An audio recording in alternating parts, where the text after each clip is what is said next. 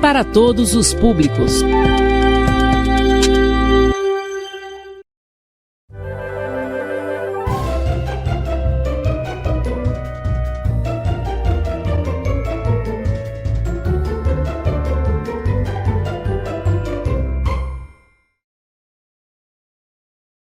Boa tarde, meus queridos alunos, tudo bem? Como é que vocês estão? Eu espero que vocês estejam bem, porque a gente está aqui na 4ª semana de aula, né? Nós ainda continuamos nesse modelo remoto. A gente ainda está tendo essa oportunidade de assistir às aulas pela televisão, pelo canal do YouTube da CEMED, né? E pela página do Facebook da TV. E aí, por enquanto, é o que a gente tem. Né? É o que a gente pode fazer, mas o que a gente não pode deixar de fazer é de estudar, né? A gente precisa estudar, precisa ter consciência que o estudo é muito importante, certo? Com o caderno em mãos, né? Com lápis, preparados, animados para assistirem às aulas, né? E para assistir mais uma aula de língua portuguesa. Eu sou a professora Sabrina Santos e estou aqui para ensinar vocês a trabalhar com a disciplina de língua portuguesa para o 8º ano, certo? E aí a gente começa, olha, o que eu tenho hoje para trazer para vocês, tá? Qual é o assunto? Lembra que na aula passada a gente falou sobre o sujeito? Pois é, esse ano essa aula a gente vai fazer uma revisão sobre o sujeito e fazer algumas atividades, né, relacionadas a esse tema, ao sujeito, que é para ver se vocês lembram de alguma coisa, aprenderam alguma coisa. E lembrem também que na aula passada eu disse que a gente ia fazer um desafio, né? Falei que era para a gente se desafiar, estudar o que é sujeito, procurar olhar no livro de português lá do 8º ano que tem esse assunto, procurar estudar, rever a aula para ver quantas questões no final dessa aula de hoje que vocês irão acertar. E aí vocês podem falar, podem mandar mensagem para o professor, pode escrever uma mensagem para a professora, né, e dizer, olha, aquele desafio da professora Sabrina, eu acertei todas as questões, acertei tantas questões, né, e aí fica aí esse desafio, essa atividade legal para vocês fazerem em casa, né, de acordo com o que vocês conseguiram aprender, tá? Então vamos fazer a nossa revisão de sujeito, né, vamos lembrar o que é sujeito, como se acha o sujeito e quais são os tipos de sujeito, certo? Então vamos lá, ó. Antes da gente falar em sujeito, vocês vão pensar, mas por que estudar sujeito? Qual é a parte da gramática na língua portuguesa que estuda o sujeito? E eu digo para vocês que é a sintaxe, tá? A sintaxe é a parte da gramática na língua portuguesa que vai estudar o sujeito. Mas o quê? Estuda não só o sujeito, mas também as combinações e relações entre as palavras de um enunciado, bem como as relações estabelecidas entre as orações de um período, tá? Então, a sintaxe, a parte da gramática, ela vai estudar as relações entre as palavras. Qual a relação que tem um substantivo dentro de um sujeito, né? Ele é o quê? Ele é o núcleo do sujeito. Qual a relação que tem um verbo na parte do predicado, né? O que é o verbo transitivo, intransitivo, tá? Então, essa é o que a sintaxe vai estudar. Essas relações, tá? Além disso, ela vai estabelecer, a sintaxe, a função que há entre as palavras, a ordem também que há entre as palavras, a concordância, né? E a dependência que há entre as palavras, né? Tem algumas palavras, algumas classes gramaticais que elas não precisam, que elas precisam estar próximas às outras para ajudar a ter sentido, para fazer com que aquela palavra tenha um sentido, uma relação com a outra de qualidade, né? Ou entre as orações, uma dependência para que uma dependa da outra para ter sentido, né? Então, isso é o estudo da sintaxe. Nós sabemos qual é a função que aquela palavra tem dentro da frase, qual é a função que aquela oração, né? O que é a oração? Lembra? A oração é aquela frase que contém um verbo, né? É aquela frase que vai dizer o que aquele sujeito vai fazer, como ele vai agir, tá? Então, essas funções dessas palavras é o estudo da sintaxe, ok? E aí, o que mais? Quando a gente estuda a função das palavras, a ordem das palavras, a concordância, a dependência, a gente vai estudar a frase, né? Quando a palavra ela é montada seguindo essa ideia aqui, né? Seguindo essa ordem, a gente tem uma frase. O que é essa frase? Tá? Mas o que é frase? A frase, ela é o quê? É o enunciado linguístico de sentido completo. A frase pode ou não apresentar verbo. O que é enunciado linguístico? É algo que eu falo para alguém, tá? É algo que eu digo para alguém, mas que essa pessoa vai entender o que eu estou falando. Vai haver comunicação. Se eu disser para a pessoa, bom dia, é uma frase, é um enunciado. O que eu quero dizer com isso, né? Eu quero dizer que aquela pessoa, desejar que aquela pessoa tenha um bom dia, né? Eu estou falando naquele período da manhã, naquele momento que encontrei com a pessoa, que ela tenha um bom dia. Quando eu abro a janela da minha casa e falo, que dia lindo, que dia maravilhoso, também é o enunciado completo, enunciado com comunicação, com sentido. Quem está escutando eu falar aquilo vai dizer, e não está olhando para o céu, vai imaginar. Poxa, ela está falando que o dia está lindo. Então, é um dia com sol, com muito sol, né? Ensolarado, um dia bom para passear e etc, tá? Então, isso é enunciado. São frases que eu falo, que há uma comunicação, que quem vai me ouvir vai entender o que eu quero dizer, vai compreender o que eu quero dizer. E como diz aí, pode apresentar ou não um verbo, certo? Quando ela não apresenta verbo, é uma frase nominal. Bom dia, que dia lindo, cuidado, tá? Então são frases que não apresentam verbos, então eu digo que são frases nominais. E tem também as frases verbais, tá? As frases verbais a gente chama de oração. São frases que contêm um verbo. Joana comeu biscoito, né? Então, o verbo comer vai gerar uma ação. Que ação? Que a Joana comeu o biscoito. Eu gosto de tomar suco, né? Eu gosto de tomar. Tomar é um ato, é uma ação que eu irei realizar, né? Quando eu digo Paula pulou o muro, né? Então, pular é um verbo, vai gerar uma ação. Que ação, professora? Que a Paula pulou o muro, ela pulou o muro. Certo? Então, essa frase com o verbo, eu chamo de frase verbal ou eu posso chamar de oração. E também posso chamar de período, tá? O período são várias frases, né, verbais unidas, né, unidas, juntas, né? São várias frases verbais, ou seja, várias orações formam um período, tá? Se eu tenho uma frase com um verbo, eu tenho um período. Se eu tenho uma frase com 2 ou mais verbos, eu tenho mais de um período. Certo? Então, vamos continuar. E o sujeito? O sujeito, ele vai aparecer aonde? Na frase nominal ou na frase verbal? O sujeito vai aparecer na frase verbal, tá? É ele que vai agir ou ele vai receber a ação do verbo. Tá? Vamos ver mais aqui, olha. Sobre a questão do sujeito. O sujeito, ele faz parte do termo essencial da oração. Toda oração, toda frase tem seus termos essenciais, seus termos principais. São aqueles termos que não podem faltar na frase, porque senão elas ficam sem sentido, tá? Então, que termos são esses? Ó, a gente tem o sujeito e o predicado, tá? O que é que a gente vai estudar nesse momento? Apenas o sujeito, certo? E a gente também, na língua portuguesa, além de ter o sujeito e o predicado, a gente também tem orações sem sujeito, tá? Que a gente vai estudar mais adiante. Mas não esqueçam, tem oração sem sujeito, mas não há oração sem predicado, ou seja, sem verbo. Não há oração onde não contenha um verbo de ação, tá? Então, existe orações sem sujeito, ou seja, vai haver o verbo, mas a gente talvez não saiba quem foi que agiu, quem foi que realizou tal atividade ou tal ação do verbo, tá? Pode haver frase sem o sujeito, sem a gente saber quem foi que fez. Mas toda frase tem que ter o predicado, tem que ter o verbo que gera uma ação, ok?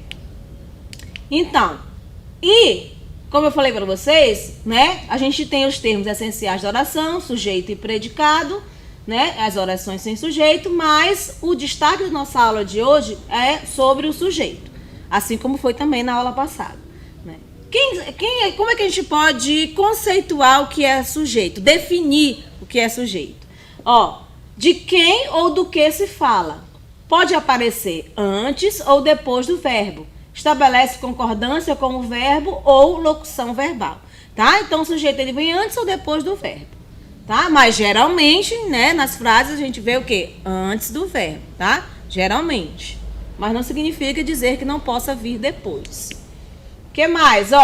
E aí os tipos do sujeito, que a gente também viu na aula passada. Por isso que eu estou passando um pouco rápido, porque é uma revisão, né? É o que a gente viu na aula passada, certo? É só para a gente relembrar, para poder, na hora que chegar no momento de desafio, que eu falei para vocês, do exercício, vocês lembrarem, conseguir fazer e vencer os desafios, tá?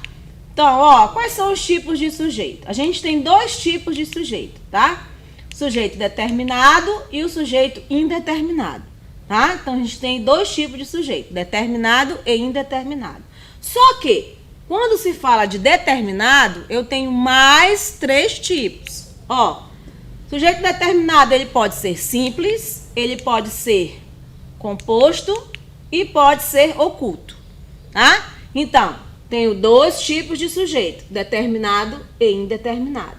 Quando eu falo de sujeito determinado, eu tenho 3 tipos, simples, composto e oculto. Vamos relembrar cada um deles, que a gente também viu na aula passada, Vamos relembrar aqui, Sujeito determinado. Quando eu falo que o sujeito é simples, é um sujeito que ele tem apenas um núcleo, tá? Ele possui um núcleo, ou seja, ele vai possuir apenas um substantivo, seja ele próprio, nome de pessoas ou comum, objetos, né? Vai ter só um núcleo, uma pessoa agindo ou recebendo ação daquele verbo. Olha o exemplo aí. Paula caiu no chão. Aí eu faço a pergunta para o verbo caiu. Quem caiu no chão? A resposta vai ser Paula. Então, Paula é o meu sujeito, né? E somente a Paula agiu, vai receber a ação desse verbo, aliás, que é o verbo cair, tá? Então, Paula é um sujeito simples, né? Olha outro exemplo. Eu vou à padaria. Faça a pergunta ao verbo. Professora, mas como é que eu vou saber qual é o verbo da frase mesmo? Eu esqueci. Então, lembrem-se que o verbo da frase é aquele que vai gerar ação. Professora, como assim gerar ação? Gerar ação é aquilo que eu vou fazer ou outro sujeito vai fazer, né? Aquilo que vai levar o sujeito a fazer alguma coisa. Pular, andar, cantar, brincar, dançar, beber, comer. Tudo isso são verbos, porque gera uma ação, né? Gera um ato. Alguém vai fazer alguma coisa, tá? Alguém vai se movimentar, vai fazer alguma coisa. Certo? Então, eu digo, eu vou à padaria. Faço pergunta ao verbo. Quem vai à padaria? A resposta a essa pergunta é o meu sujeito. Eu. Né? Eu pergunto, quem vai à padaria? A resposta, eu. Então, esse eu é o sujeito da frase. É ele que vai agir, né? É ele que vai fazer a ação de ir à padaria. Certo? Esse é o sujeito simples, tá? Preste atenção. Núcleo do sujeito simples.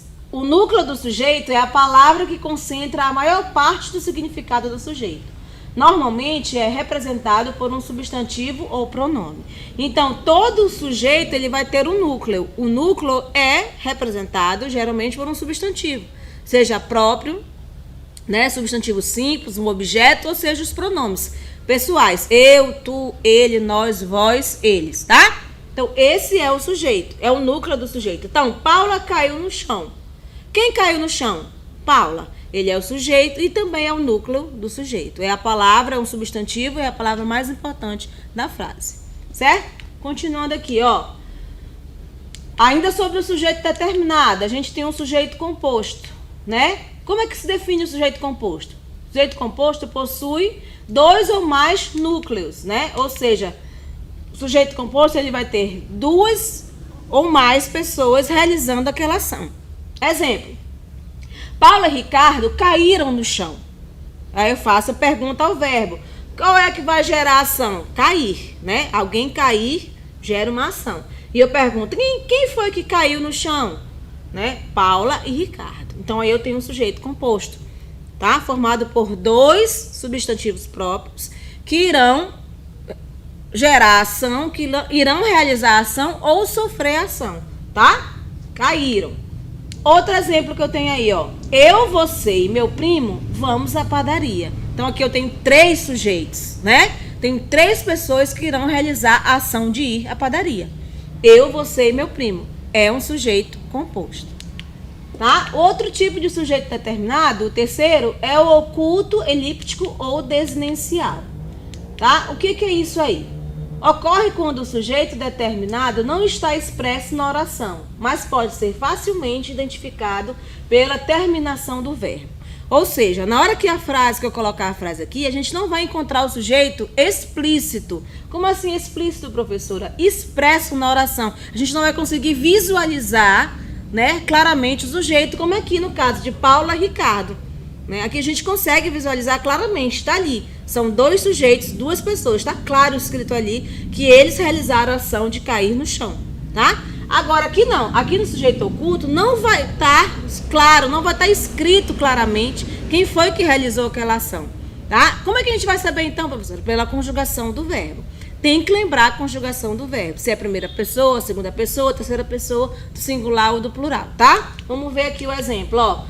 Vamos embora. Quando eu digo vamos embora, o sujeito não está explícito aí, não está escrito aí quem é que vai embora, né? Mas como eu tenho a conjugação vamos, esse mos, né? Mos, né? Dessa conjugação do verbo, ele vai automaticamente me dizer qual é o sujeito que está aí oculto, né? Quando eu digo assim, quem, né? Quem vamos embora? Né? Automaticamente, que a gente lembra que vamos é a conjugação da primeira pessoa do plural. Quando eu digo quem vamos embora? Nós. Só que esse nós não está escrito aqui no início da frase, tá?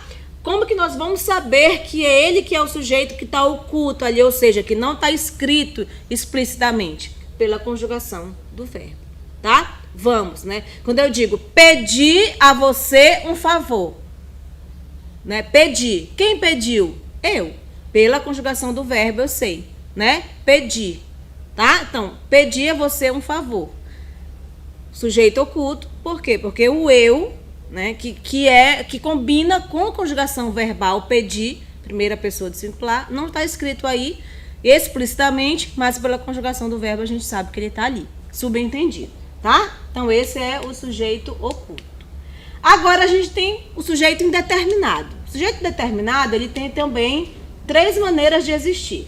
O sujeito indeterminado ocorre quando não é possível identificar a quem se refere o predicado da oração, tá? Então, no sujeito indeterminado, não tem como identificar quem é o sujeito. O verbo não vai te ajudar. No sujeito oculto, a gente consegue saber quem é o sujeito pela conjugação do verbo. Já no sujeito indeterminado, não tem como saber, certo? Não tem. Há 2 formas de indeterminação do sujeito. Então, quando você encontra numa frase verbos na terceira pessoa do plural, significa que aquele sujeito é indeterminado, tá? Exemplo aí, ó, pra gente ver. Roubaram o meu carro. Roubaram, terceira pessoa do plural. Roubaram o meu carro. Mesmo que a gente faça a pergunta para o verbo, quem roubou o meu carro? Não tem como saber, tá? Não está escrito explicitamente na frase, nem está implicitamente na conjugação do verbo. Não consigo saber quem é. Então, quando eu tenho verbos na terceira pessoa do plural, eu tenho um sujeito indeterminado. Não consigo saber. Roubaram. Por que eu sei, então, professora? Se eu não sei quem foi que roubou, como é que eu sei que roubou? Porque aquele objeto não está ali, né? Eu não consigo mais ver meu carro ali, na garagem, no estacionamento, onde quer que esteja. Então, roubaram o meu carro. Mas eu não vi quem foi. Eu não posso afirmar quem é. E aí eu utilizo dessa estratégia da conjugação do verbo na terceira pessoa do plural, tá? Que aí vai indeterminar o sujeito. Qual é outro tipo que a gente tem de sujeito indeterminado? Tá? Antes da gente ver outro tipo, a gente tem uma exceção aí, prestem atenção. Se, porém, houver referência anterior ao sujeito, não se tem sujeito indeterminado, mas sujeito oculto, tá? Ai, professora, embananou minha cabeça, não entendi nadinha agora. Então, bora prestar atenção nesse exemplo aqui. Os homens de preto compraram alimentos e distribuíram para as famílias carentes. Olha, verbo compraram, está na terceira pessoa, né, do plural. Ah, professora, se está na terceira pessoa do plural, só disse que era sujeito indeterminado. Como que agora é oculto? Por quê? Porque antes desse verbo, eu tenho as pessoas que agiram. O verbo está na terceira pessoa do plural? Está. Mas antes dele, eu tenho quem foi que fez aquela ação. Quem foi que fez aquela ação? Os homens de preto. Então, aí, já não é mais, né? Não é mais sujeito indeterminado. Porque eu faço a pergunta assim: quem comprou alimentos? Os homens de preto. Tá? Compraram. Aí vem a resposta. Então, já não é mais sujeito indeterminado. Se eu perguntar quem distribuiu alimentos, também vai vir a resposta: os homens de preto. Tá? Se então vem a resposta, então o sujeito não é mais indeterminado. Por mais que o verbo esteja na terceira pessoa do plural. Tá? Como eu disse anteriormente, então a gente compreende o que aqui? Que toda regra tem a sua exceção, não é verdade? Se o verbo vier na terceira pessoa do plural, mas se não vier nenhum sujeito antes, ou não estiver se referindo a ninguém antes, não tiver nenhuma referência anterior ao verbo, então eu tenho um sujeito indeterminado. Mas se tiver, eu tenho um sujeito determinado. Ok? Vamos lá. O que mais? Outra forma de ser sujeito indeterminado é quando os verbos na terceira pessoa do singular. Tá? Se tem um verbo na terceira pessoa do singular mais a partícula ser, então eu tenho um sujeito indeterminado também. Quando eu digo vive-se bem aqui, quem é que vive? Tem como eu descobrir quem é que vive? Quem é essa pessoa? Tem como eu descobrir? Não tem, né? Então eu digo vive-se bem aqui, sujeito indeterminado. Outro exemplo, precisa-se de copeiras. Quem precisa de copeiras? Não tem como eu saber quem. Né? Mas eu sei que estão precisando. Quem, eu não sei, tá? Então, somente existe sujeito indeterminado, ou seja, quando é o verbo mais a partícula ser, se o verbo for intransitivo ou transitivo indireto. Se o verbo for intransitivo, como assim, professora? Aquele verbo que não precisa de complemento, né? De nenhum complemento após ele para ter sentido, né? O verbo viver é isso. Eu vivo, eu morri, não precisa de complemento. São dois verbos que têm já nele mesmo um sentido completo, certo? E verbo transitivo indireto é aquele verbo que precisa de complemento, mas de uma preposição. Mas precisa também de uma preposição. Precisa-se do quê? De copeiras. Então, quando eu falo precisa-se do quê, eu tenho o verbo transitivo, porque ele precisa de um complemento. E indireto, porque esse complemento precisa de uma preposição. Tá? Então, eu preciso de quê? De copeiras, tá? Então, só vai haver sujeito indeterminado se o verbo for intransitivo, ou seja, aquele que não precisa mais de complemento, o sentido dele é completo, sem complemento. E, quando precisa de complemento, mais um complemento que venha acompanhado de uma preposição. Eu tenho sujeito indeterminado. Certo? Eu tenho também a oração sem sujeito ou sujeito inexistente. A oração sem sujeito, quando a oração não possui nenhum elemento ao qual o predicado possa ser atribuído. São poucos os verbos que não admitem sujeito, tá? Então, a oração sem sujeito é aquela oração que não precisar de sujeito, que não precisa de sujeito para que a frase tenha sentido, tá? Então, apresenta-se sempre na terceira pessoa do singular e são classificados como verbo impessoais. Poxa, professora, mas verbo impessoais, como assim? São verbos que para aquela ação acontecer, não depende de ninguém, não depende de pessoa nenhuma. Aquela ação acontece naturalmente. Vamos ver aqui os exemplos para a gente entender melhor? Olha aqui, o verbo haver, com o sentido de existir, né? Eu digo assim, não há índios aqui. Né? Ou então eu digo, houve problemas na festa. Então, o verbo haver com o sentido de existir, quando eu digo houve problemas na festa, né? Existem problemas, né? Quando eu digo não há índios aqui, eu estou dizendo que não existem índios aqui. Então, o verbo haver com o sentido de existir, eu tenho uma oração sem sujeito. O verbo haver e fazer, quando indicam tempo passado, ou seja, tempo transcorrido, tempo que passou, né? Eu também tenho uma oração sem sujeito. Olha só, há meses viajei. Eu viajei agora? Não, há meses, ou seja, tem um tempo transcorrido.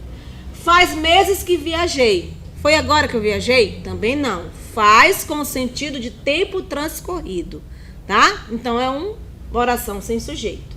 Agora, o verbo ser e estar. Quando indica um tempo, é uma hora, está tarde. Se eu tenho o verbo ser e estar indicando tempo, eu tenho uma oração sem sujeito também. Chover, nevar, ventar, anoitecer são verbos que indicam fenômenos da natureza. São verbos impessoais porque são fenômenos da natureza. Não depende de mim nem de você para que chova, né, para que caia neve, tá? Então são verbos impessoais. Olha o exemplo. Chove no sul do país. Anoiteceu lentamente. Então chove no sul do país. Quem foi que fez chover? Não tem como a gente saber, né? Não há, a gente chama, por isso que a gente chama de verbo impessoal, tá? E é uma oração sem sujeito, certo? E aí, o que acontece? A gente termina aqui a revisão da aula passada sobre o sujeito, tá?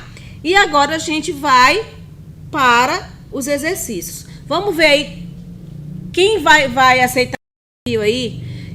Como é que vocês vão ganhar esse desafio? Depois eu quero ficar sabendo, tá? Se vocês passam para os professores de vocês. São 5 perguntas, tá? Desse desafio. Depois eu quero saber quantas perguntas desse desafio vocês conseguiram acertar. Então lá, vamos lá, mãos à obra aí para essas atividades, ó. A primeira questão diz assim: a oração sem sujeito caracteriza-se por... Tá? Eu tenho 4 alternativas, né? E eu tenho que ver quais dessas 4 alternativas define uma oração sem sujeito. Será que uma oração sem sujeito o sujeito está indeterminado? Será que é isso que é uma oração sem sujeito? Que está na letra A? E na letra B? Não se atribui o fato a nenhum ser. Será que isso é oração sem sujeito? Na letra C diz assim: o sujeito está simplesmente oculto. Ou na letra D, o fato é atribuído a um ser determinado. Tá? Então, quais dessas 4 alternativas eu digo que caracteriza uma oração sem sujeito? Né? O que vocês acham aí? Dando um tempinho, uns segundinhos para vocês me dizerem aí. O que vocês acham? Olha, vamos lá? Vamos ver qual a resposta? Olha, eu vou checar aqui com vocês qual a resposta. Eu vim aqui para checar. Estou com o caderninho aqui checando quem foi que acertou e quem errou. Olha aí, ó. A resposta certa é a letra B. A oração sem sujeito caracteriza-se por não se atribui o fato a nenhum ser. É uma oração sem sujeito. Ó, uma oração sem sujeito ocorre quando se enuncia o fato e não se pode atribuí-lo a nenhum ser, tá? Então, a oração sem sujeito é quando a gente não consegue atribuir aquela ação a nenhum ser. Certo? Então, a letra B aí é a resposta da primeira questão. Segunda questão aí, olha. A oração sem sujeito possui apenas... O que a oração sem sujeito possui? Será que ela possui apenas objeto direto? Ó, vou já vir corrigindo aí. Possui objeto indireto? Possui predicado? Sujeito oculto? Tá? A oração sem sujeito é aquela oração que tem o quê? Tem que ter o verbo, né? Tem que ter um verbo de ação. Tá? E a parte da sintaxe, do termo da oração que contém o verbo, a gente chama de predicado, tá? Então, a resposta da questão 2 é letra C. A oração sem sujeito possui apenas o predicado. Vamos entender por quê? Ó, numa oração sem sujeito, não é possível saber a quem o fato é atribuído. Assim, há apenas o predicado, ou seja, apenas o verbo, apenas a ação daquela oração, certo? Vai lá. Questão 3 aqui, ó. Vai dizer assim. Olha, preste atenção nessa frase aí pra gente entender direitinho depois a pergunta. Diz assim: anoitecia silenciosamente. Anoitecia silenciosamente. Nesta oração, nós temos o quê? Que tipo de sujeito a gente tem nessa oração? Lembre-se que anoitecer é o quê? O fenômeno da natureza, né? É uma ação que não depende da gente. Então, que tipo de sujeito nós temos aí? Sujeito simples? Na letra B, oração sem sujeito? Na letra C, sujeito indeterminado? Ou na letra D, sujeito oculto? Lembre-se que eu falei, quando nós temos um verbo, né, a gente considera fenômeno de natureza, ou seja, não depende da gente para acontecer, que tipo de sujeito a gente tem aí? Já venho conferir, ó. Já venho prestar atenção, conferir o que vocês irão me responder. A gente tem o quê? Uma oração, né? Sem sujeito, tá?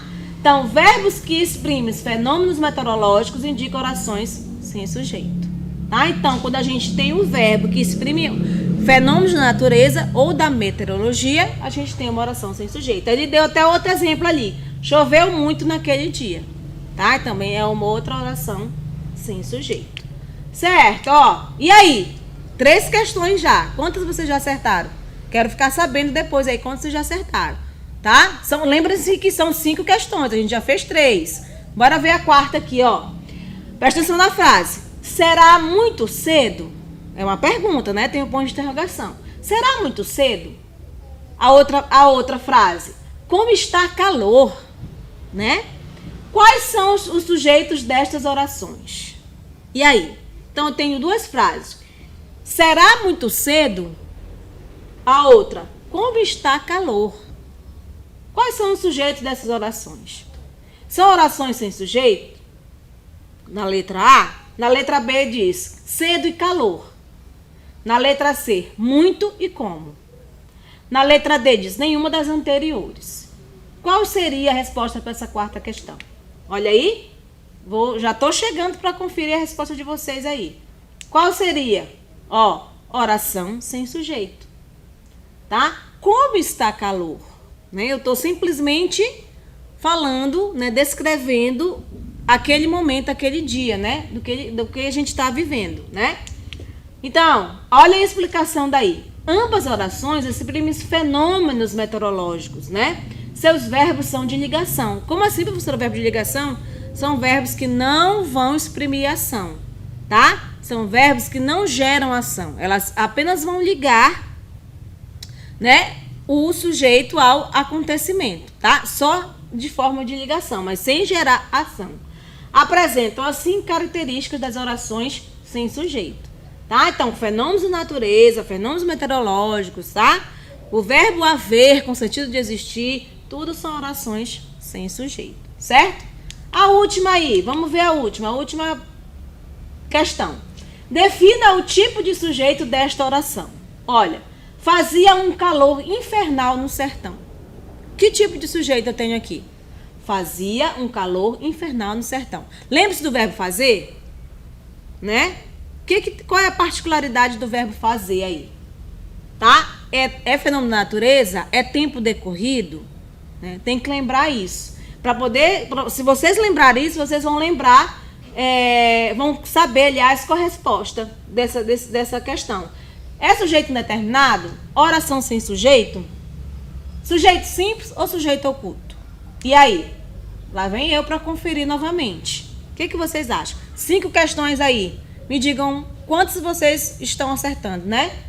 Quantas questões vocês irão acertar? Ó, se é o verbo fazer, fenômeno da natureza, né?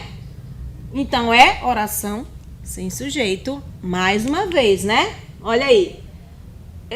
O verbo fazer, ao exprimir um fenômeno meteorológico ou fenômeno da natureza, caracteriza uma oração sem sujeito, certo? Então a gente viu essas 5 questões aí, e aí depois eu quero saber aí com os professores de vocês quantas questões vocês acertaram nesse desafio, certo? Então esse assunto de sujeito, aqui a gente fez a revisão, fez a atividade, né? Eu espero que tenha compreendido, que vocês tenham compreendido, que não seja mais uma dúvida, certo?